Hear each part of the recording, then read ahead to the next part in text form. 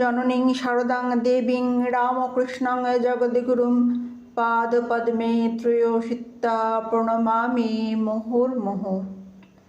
প্রিয় ভাই বোন, বন্ধু, গুরুজন সকলকে আন্তরিক শ্রদ্ধা এবং ভালোবাসা জানাই। আজকে আমরা শুনব শ্রী শ্রী মা শারদা কিভাবে তার অসুখ সিংহ বাহিনীর কৃপায় সারিয়েছিলেন এবং ডাকাতরা তার সংস্পর্শে এসে কিভাবে পরিবর্তিত হয়ে গেছিল। পিতৃবিয়োগের পর কিছুদিন মায়ের কাছে কাটিয়ে শ্রী মা দক্ষিণেশ্বরে ফিরলেন। নহবতে শাশুড়ি বউয়ের একত্র বাস বড় কষ্টকর দেখে শ্রীরামকৃষ্ণের ভক্ত শ্রীযুক্ত শম্ভু মল্লিক কালীবাড়ির বাগানের খুব কাছে শ্রী মায়ের জন্য একটি কুটির করে দেন। এখানে এসে তিনি উঠলেন। একটি পরিচারিকাও তার সঙ্গে থাকত।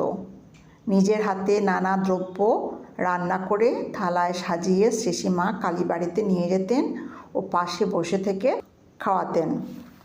শ্রীরামকৃষ্ণ মাঝে মাঝে বিকেলের দিকে ওই কুটিরে এসে কিছুক্ষণ কথা বলে তারপর চলে যেতেন।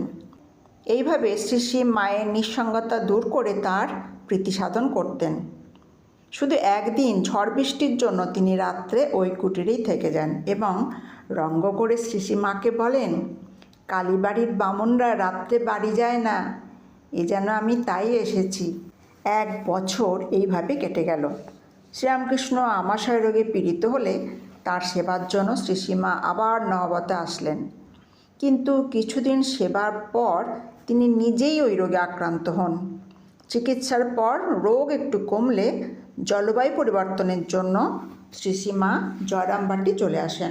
সেখানে এসে রোগ আবার বেড়ে ওঠে এবং তার জীবন সংশয় হয়। শ্রীরামকৃষ্ণ শ্রী মায়ের এই সংকট অবস্থার কথা শুনে বলেছিলেন, আহা, যে জন্য আসা তা না করেই কি চলে যাবে?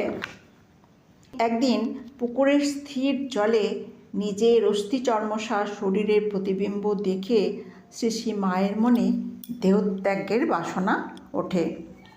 কিন্তু তার আগে গ্রামের দেবতা সিংহবাহিনী দুর্গার মারয় বা মণ্ডপে হত্যা দেবার সংকল্প গ্রহণ করে শ্রীমা তারই জন্য প্রস্তুত হলেন। ভাবলেন, ব্যাধির ওষুধ না মিললে ওইখানেই অনশনে প্রাণত্যাগ করব।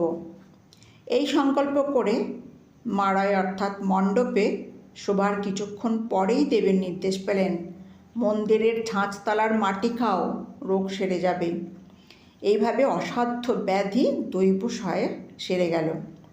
আর চারিদিকে রব উঠল, সিংহবাহিনী জাগ্রত হয়েছেন। দেবীর মাহাত্ম্য দিকে দিকে প্রচারিত হলো এবং সিংহবাহিনীর মাটি বহু লোকে দৈব ওষুধ রূপে ব্যবহার করে সুস্থ হতে লাগলো। মা শ্যামাসুন্দরীর সংসারের অবস্থা তখনও খুব খারাপ। ছেলেগুলি এখনও চাষবাসে কাজ করতে শেখে নাই। যজন যাজন করবার বয়সও তাদের হয়নি। পৌরা শ্যামাসুন্দরী কায়িক পরিশ্রম করে তাদের মানুষ করছিলেন। শ্রী মা সুস্থ হয়ে গাছ থেকে তুলো তুলে, পৈতে সুতো কেটে এবং অন্য নানাভাবে তাকে সাহায্য করতে লাগলেন। জয়রামবাটি গ্রামে প্রত্যেক বছর সকলে মিলে কালী পুজো করত। সেবার পুজোর সময় জনৈক গ্রামবাসী আড়াআড়ি করে শ্যামাসুন্দরীর প্রেরিত চাল না নিয়ে ফিরিয়ে দেয়। শ্যামাসুন্দরী সারা রাত কাঁদলেন ও ভাবতে লাগলেন, কালীর জন্য চাল করেছি, এই চাল কে খাবে? এ তো আর কেউ খেতে পারবে না। রাত্রে স্বপ্নযোগে তিনি দেখলেন এক রক্তবর্ণা দেবী সুমধুর স্বরে তাকে বলছেন, ও চাল আমি খাবো, তোমার ভাবনা কি? শ্যামা জিজ্ঞেস করলেন, তুমি কে? দেবী ইঙ্গিতে বললেন, এরপরেই যার পুজো। পরদিন সকালে উঠেই মা মেয়েকে জিজ্ঞাসা করছেন, ওরে শারদা, লাল রং পায়ের উপর পা দিয়ে ও কি ঠাকুর? এরপরে যার পুজো। শ্রীমা জগদ্ধাত্রীর কথা বললে শ্যামাসুন্দরী দেহের শক্তি ও মনের ভক্তি দিয়ে ওই অল্প সময়ের মধ্যেই পূজার সমস্ত আয়োজন করে ফেললেন। প্রতিমায় দেবীর পূজা করে এবং গ্রাম শুদ্ধ লোককে পেট ভরে খাইয়ে এতদিনে শ্যামাসুন্দরীর মন আনন্দে ভরে উঠল। বিসর্জনের সময় প্রতিমার কানে কানে বলে দিলেন, মা জগাই, আবার এসো। পরের বছর পূজার আগেই কন্যাকে বললেন, পুজোর জন্য তুমি কিছু দিও। কন্যা সারদা বললেন, হলো একবার, বেশ হলো, আবার বছর বছর কেন? রাত্রে শ্রীসীমা স্বপ্নে দেখলেন দুই সখীসহ এক দেবী বলছেন, আমরা তবে যাব। শ্রীসীমা বলছেন, কে তোমরা? দেবী বললেন, আমি জগদ্ধাত্রী।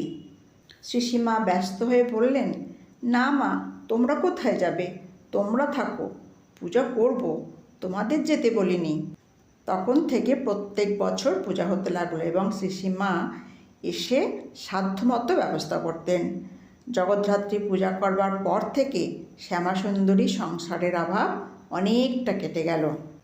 শ্রীরামকৃষ্ণ বায়ু পরিবর্তন এবং জন্মভূমি দর্শনের জন্য সুদীর্ঘ সাধন জীবনের শেষে যতদিন পারতেন প্রত্যেক বছর কামারপুকুরে এসে 3-4 মাস করে থেকে যেতেন। তখন তাকে কেন্দ্র করে গ্রামে কীর্তন উৎসবের ঢেউ খেলে যেত। সেই সময় জয়রামবাটিতেও কয়েকদিন আনন্দে কাটিয়ে তিনি দক্ষিণেশ্বরে ফিরতেন। শ্রীরামকৃষ্ণ বালক স্বভাব, কাছে দেখবার কেউ না থাকলে তার খাওয়া দাওয়ার খুব কষ্ট হতো। সম্প্রতি শ্রীরামকৃষ্ণের ওইরূপ কষ্ট হচ্ছে জেনে শ্রীসীমা দক্ষিণেশ্বরে যাবার জন্য বিশেষ উতলা হলেন। কিন্তু কে নিয়ে যাবে? কয়েকজন স্ত্রী পুরুষ গঙ্গা স্নানে যাবার জন্য প্রস্তুত হচ্ছিল। শ্রীসীমা তাদের সঙ্গ নিলেন। আরামবাগ পর্যন্ত সকলেই বেশ আসলেন। কথা ছিল ওখানেই রাত্রিবাস হবে। কিন্তু বেলা আছে দেখে সঙ্গীরা আরও এগিয়ে তারকেশ্বর পর্যন্ত যেতে চাইল। সামনে 5 ক্রোশব্যাপী তেলোভেলোর মাঠ। সন্ধ্যার পর সেখানে ডাকাতের ভয়ও আছে। সকলে তাড়াতাড়ি পথ চলছে যাতে সন্ধ্যার আগেই তারকেশ্বরে পৌঁছানো যায়। শ্রীসীমা তাদের সঙ্গে প্রায় 2 ক্রোশ চলে ক্লান্ত দেহে ক্রমশ পিছিয়ে পড়তে লাগলেন। সঙ্গীরা 2-1 তার জন্য অপেক্ষা করল। শেষে তাদের বিরক্তি ও ডাকাতের ভয় দেখে শ্রীসীমা তাদের একেবারে তারকেশ্বরে পৌঁছে চটিতে তার জন্য অপেক্ষা করতে বললেন এবং নিজেও সাধ্যমতো তাড়াতাড়ি চলতে লাগলেন। সন্ধ্যার অন্ধকার মাঠটিকে ঘিরে ফেলছে। পথও আর ভালো দেখা যায় না।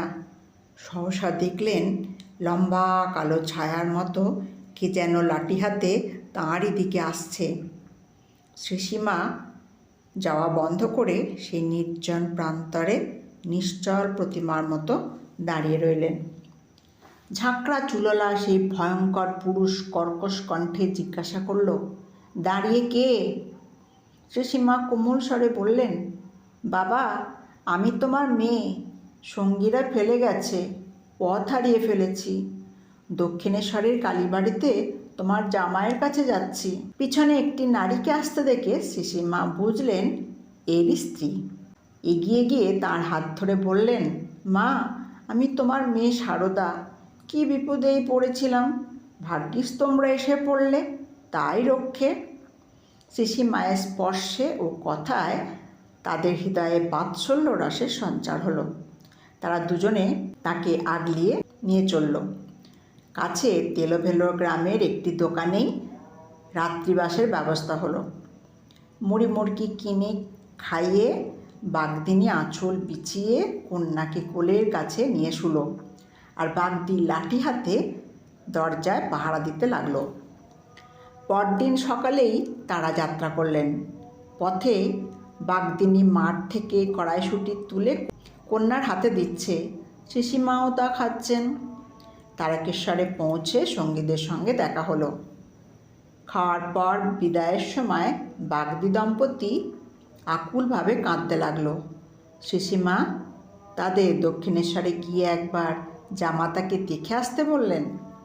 কিছুকাল পরে তারা সত্যই এসেছিল এবং শ্রীরামকৃষ্ণ তাদের সঙ্গে জামাইয়ের মতোই ব্যবহার করেছিলেন। আজ এত পর্যন্তই। সকলে ভালো থাকবেন, সুস্থ থাকবেন এই প্রার্থনা করি। আর ভিডিও কেমন লাগছে অবশ্যই জানাবেন। ভালো লাগলে লাইক, শেয়ার এবং সাবস্ক্রাইব করবেন। ধন্যবাদ।